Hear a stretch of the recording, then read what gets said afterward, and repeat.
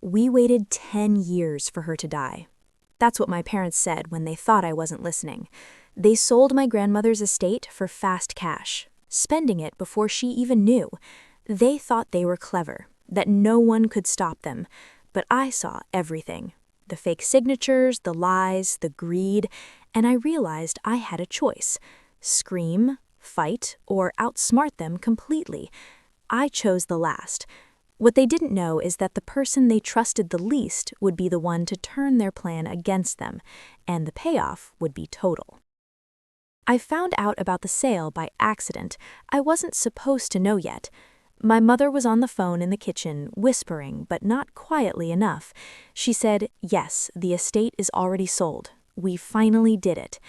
I stepped in and asked what she meant. My father didn't even look surprised. He leaned back and said, "We've waited 10 years for her to die. We're not waiting anymore." My chest felt tight. I asked how much they got.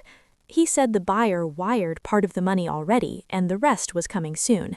The moment they said the money was already gone, my hands started shaking. They were talking about spending it on debts and upgrades like it was already theirs. I reminded them the estate still belongs to my grandmother. She is alive. My mother rolled her eyes and said paperwork is just a formality. That's when I asked to see the documents. I scanned the pages and my stomach dropped. The signatures were wrong. The authority was missing. And in that second, I knew this wasn't just selfish anymore. Something criminal had already started. That estate is not just a house. It is the only real thing my grandmother owns. No stocks, no savings accounts, no hidden money. Just that land and the home on it.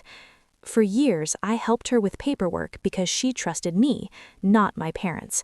I filed tax forms, updated records, and made sure nothing could be touched without her consent. My parents were never owners. They were only living there and waiting, acting like time would magically hand it to them. After seeing the fake signatures, I went to my laptop and logged into the public records system. I searched the property file myself. That's when I saw the line that changed everything. The owner name was still my grandmother's, clear and untouched, with no transfer rights given to anyone else. No power of sale, no permission, nothing. My parents had no legal control at all. As I kept reading, another detail hit me harder. There was already a buyer inquiry logged on the file. They had contacted someone without any authority to sell.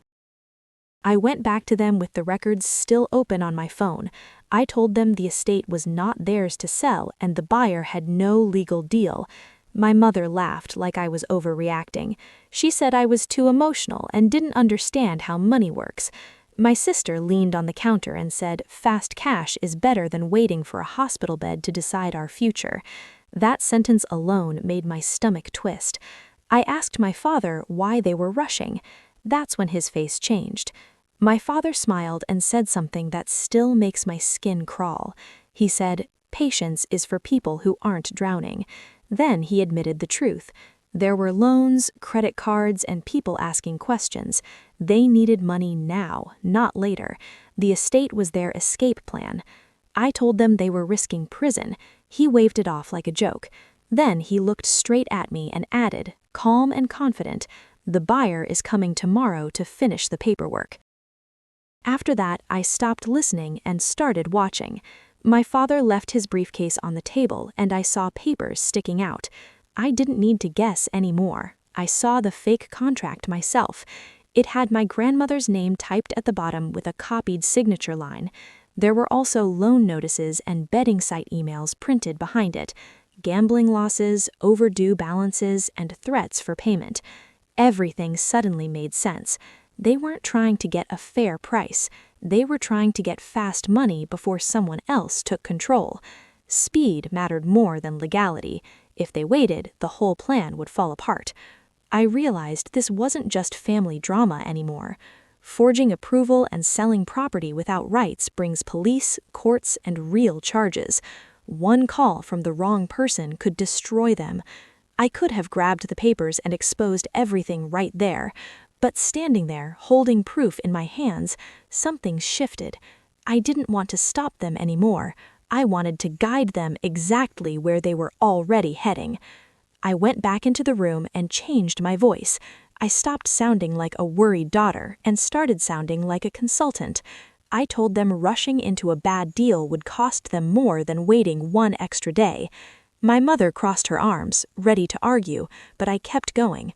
I said buyers who smell desperation always lower the price at the last second. Then I added that I might have another option. The second I stopped acting like a daughter, they started listening. My father's eyes narrowed, not with anger, but with interest. I told them I knew someone who buys estates quickly, no delays, no questions, and with better numbers. My sister suddenly leaned forward. She asked how much better.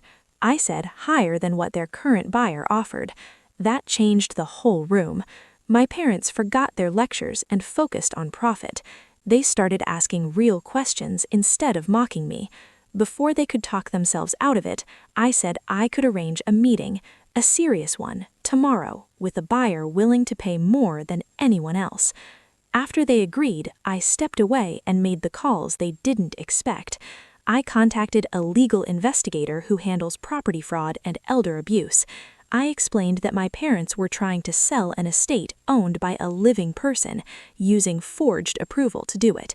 He asked for proof, so I sent the ownership records, the fake contract, and the messages they had already contacted buyers. He understood immediately how serious it was. If they wanted fast cash, I'd give them fast consequences. Instead of stopping them early, we decided on a controlled setup. He would act as the buyer's agent, someone professional and calm, so my parents wouldn't panic. The goal was simple: let them lie, sign, and claim ownership on record. Every word would lock them deeper in. We chose a neutral office for the meeting, a place that felt safe and official. By that night, the fake buyer identity, the time, and the documents were prepared. Everything was ready for exposure. The next morning, my parents arrived dressed to impress. My mother wore her old designer suit, pearls carefully placed, and my father's blazer looked crisp and confident.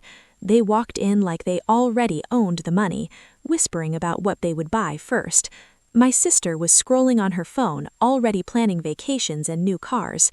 They noticed me and laughed softly, mocking my seriousness, saying I was overthinking everything and that I would never understand the real world. I stayed calm, smiling faintly, keeping my distance, letting them feel in control. They weren't walking into a deal, they were walking into evidence. Every step they took, every boastful word was recorded. They ignored every risk, fully convinced that greed would bring them victory. I kept my notes ready and my phone close, silent, as they settled in, confident and careless.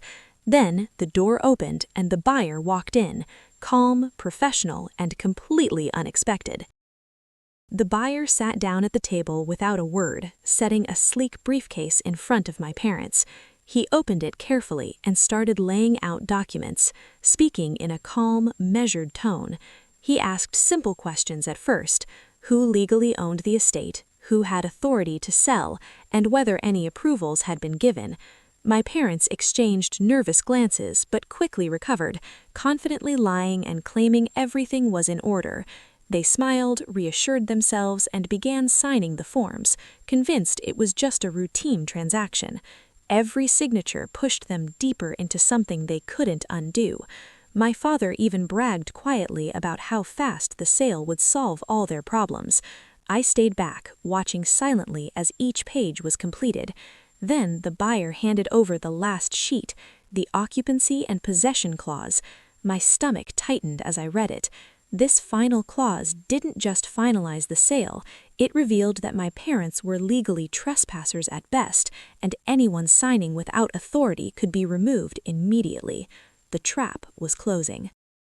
The moment my parents handed over the last signed paper, the buyer's calm voice shifted slightly. He opened his briefcase wider and removed his ID, revealing he wasn't a buyer at all. He was the legal investigator I had called, the one monitoring the case for elder abuse and property fraud. My father's confident smirk faltered, and my mother froze. The investigator explained slowly that every signature they'd just made was evidence of an attempted illegal sale. The forgery, the false claims, the lies, they were all documented now. My parents' faces paled, the arrogance replaced with fear. My mother finally said my name like it meant something, her voice cracking.